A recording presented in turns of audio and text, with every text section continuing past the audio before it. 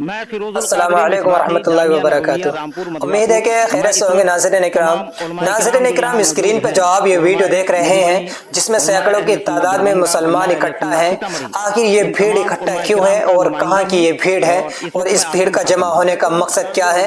इस भीड़ में जो मौलाना है, जो मौलाना बात कह रहे हैं, उनकी बात को हमें सुन के जाना है आखिर ये मौलाना और उनके साथ इतनी भीड़ क्यों इकट्ठा हुई है। जैसे कि हमें मालूम है सोशल मीडिया पे एक हजरत मौलाना मोहम्मद फिरोज साहब जो बीनी पट्टी के रहने वाले हैं, उनके साथ जो डीएसपी और पुलिस कर्मियों का जो बर्ताव हुआ है, जिससे कि वीडियो को बहुत तेजी से वायरल किया गया है, जो जुल्म उनके साथ हुआ है, उनके इंसाफ के लिए भीड़ इकट्ठा हुई है। जी हाँ दोस्तों, बिल्कुल इस भीड़ का इकट्ठा होना सही है। हमने पिछली वीडियो में आपको दिखाया था, इंसाफ के लिए वीडियो हमने बनाई थी कि मौलाना के हक के लिए हमें आवाज उठानी है। अल्हम्दुलिल्लाह आज आप इस वीडियो में खुद देख लीजिएगा।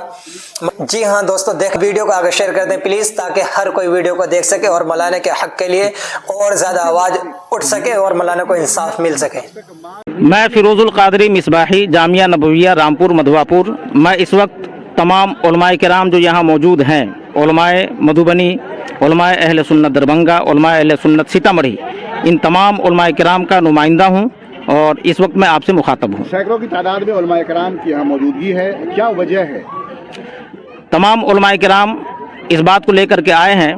जैसा कि आप जानते हैं, मेरे हिसाब से सबसे पहली खबर आपने ही चलाई थी, आप ही के चैनल के माध्यम से हम लोगों तक ये खबर पहुंची थी कि हज़रत मौलाना फिरोज साहब जो कटैया के रहने वाले हैं, इनके साथ में पुलिस के ज़रिए जो बर्बरता की दास्तान रकम की गई, इनके साथ में जो जुल्म तशद्दुद हुआ, उनको इंसाफ दिलाने के लिए और आइंदा इस तरह की कोई हरकतें नहीं हो, इन तमाम तर बातों को यकीनी बनाने के लिए तमाम उलमा यहाँ पे आए हैं। आज एसपी ने प्रेस कॉन्फ्रेंस किया है, योगेंद्र कुमार मधुबनी के एसपी हैं, उन्होंने प्रेस कॉन्फ्रेंस किया है। प्रेस कॉन्फ्रेंस में कहा है कि मैंने पुलिस को मतलब कि वहाँ तबादला कर दिया या फिर वो मेरी पट्टी से हटाकर मधुबनी डाल दिया गया।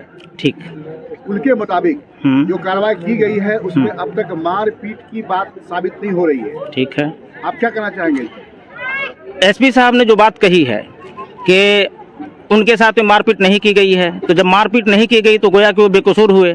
जब बेकसूर थे तो उनको क्यों सस्पेंड किया गया? सस्पेंड का और वजह बता रहे हैं कि पुलिस वाले की गलती ये थी कि पुलिस वाले ने उनके अहले खाना को इन्फॉर्मेशन नहीं दिया, ये हादसा हुआ है, सिर्फ यही कसूर बता रहे हैं।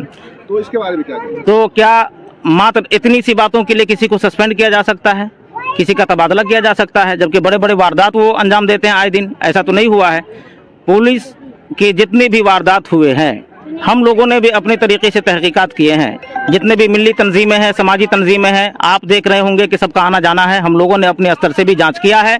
तमाम तहकीकात में ये साबित है कि उन पर जुल्म किया गया, उन पर तशद्दुद किया गया है। आप आलिम हैं और आप मिली तंजीम मिल करके इसका मुआयना किया है, तो दो तीन बातों का जवाब दें मुझे कि जैसे कि सुनने में बात आई थी और फिरोज साहब ने खुद बताया था, दाढ़ी पकड़ कर नोट देना, मुल्ला कहना, अपने खुदा को बुला लो, कौन तुम्हें बचाने आएगा, क्या इन सब बातों की जानकारी आप लोगों को मिली है? हाँ, इन तमाम बातों की जानकारी हम लोगों को मिली है। इसी वजह से ये तमाम उलमा गम गुस्सा का इजहार भी कर रहे हैं और तमाम उलमा में जहाँ गम गुस्सा है, वहीं इनके दरमियान एक डर और खौफ का माहौल भी है कि हम भी आए दिन सफर करते हैं, हमारे साथ भी इस तरह के वारदात अंजाम दिए जा सकते हैं। साहब को देखने के बाद ऐसा लग रहा है कि फिरोज साहब बरसों तक नाकाम रहे। बिल्कुल बिल्कुल, इसमें आपका क्या कहना है? अगर यही बात सच हो जाती है फिर उनके साथ उनकी जिंदगी कैसे गुजरेगी?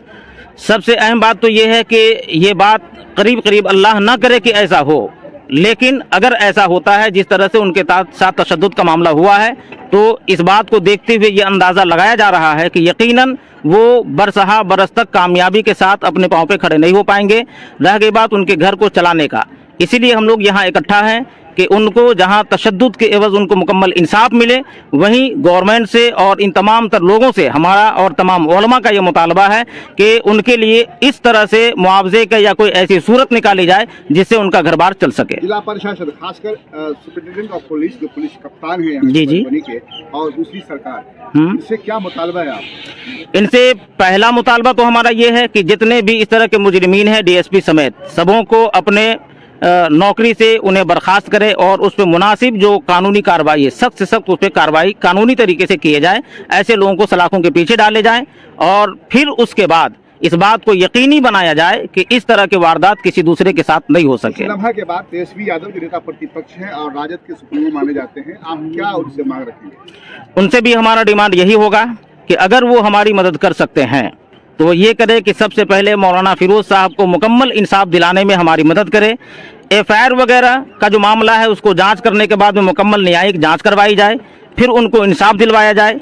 और अगर उनके साथ में जो भी मामलात हैं उनको देखते हुए जो कई महीनों तक या कई सालों तक कह लीजिए कि अपने पांव पे खड़े नहीं हो सकते हैं, तो उनसे भी हमारा ये मुतालबा होगा कि उनको इस तरह से मुआवजे दिलवाए जाएं या दिए जाएं ताकि उनका घर बार चल सके, उनके बीवी बच्चों का इंतजाम हो सके। और उसके अलावा आइंदा इस बात को यकीनी बनाया जाए कि किसी भी आम पब्लिक के साथ पुलिस की बर्बरता नहीं हो। आखिरी सवाल आपसे है कि क्या लग रहा है आपको कि जिस तरह से कई लीडरान हिंदुस्तानी मीडिया चैनल पे उन्होंने मांग मुतालबा किया है कम से कम 15 लाख रुपया और पुलिस के ऊपर सख्त कार्रवाई की जाए, आप इससे मुत्तफिक थे? जहाँ तक लोगों के अपने अपने मुतालबात हैं, इसके बाद हम ये कहना चाहेंगे कि सबसे पहली तरजीह तो हमारी ये है कि मौलाना को इंसाफ मिले। इंसाफ में यह बात आ रही है कि हाँ? कम से कम 15 लाख रुपया मिले और उन तमाम पुलिस वालों पर जिसने लाठी चलाई, बर्बरता किया, उस पर सख्त से सख्त ये 15 नौकरी से हटा लिया। देखिए 15 लाख के मुतालबे से मैं मुत्तफिक नहीं हूँ। क्या चाहिए आपको? 15 लाख के मुतालबे से क्या उनकी पूरी जिंदगी गुजर जाएगी? नहीं गुजर पाएगी, इसको आप भी जानते हैं। इसलिए उनके लिए कोई मुनासिब ऐसा इंतजाम हो जिसके जरिए से वो अपनी आइंदा की जिंदगी बेहतरीन तरीके से गुजार सके। आप जिला के तमाम उलमाए कराम से, आइम्मा मसाजिद से और जो मदरसे इस्लामिया के जो उस्ताद कराम है, क्या दरख्वास्त करेंगे अगर आपकी बातों को नहीं मानी जाती है तो फिर क्या होगा? अगर हमारी बात नहीं मानी जाती है तो हम तमाम उलमा से और अपने तमाम अवाम से भी और मदारिस इस्लामिया के तमाम असातिज़ा से ये गुजारिश करेंगे कि अगर हमारे मुतालबात पूरे नहीं होते हैं, इनको मुकम्मल इंसाफ नहीं मिलता है, तो फिर हम जिस हद तक हो सके इसके खिलाफ में हम आवाज़ बुलंद करें। बल्कि हो सके तो आप आंदोलन करें, आप एहतजाज करें कानून के दायरे में रह करके, और इनको जब तक इनका हक नहीं मिले, इनको इंसाफ नहीं मिले, उस वक्त तक जहां जाना पड़े उसके लिए कमर बस्ता हो जाएं।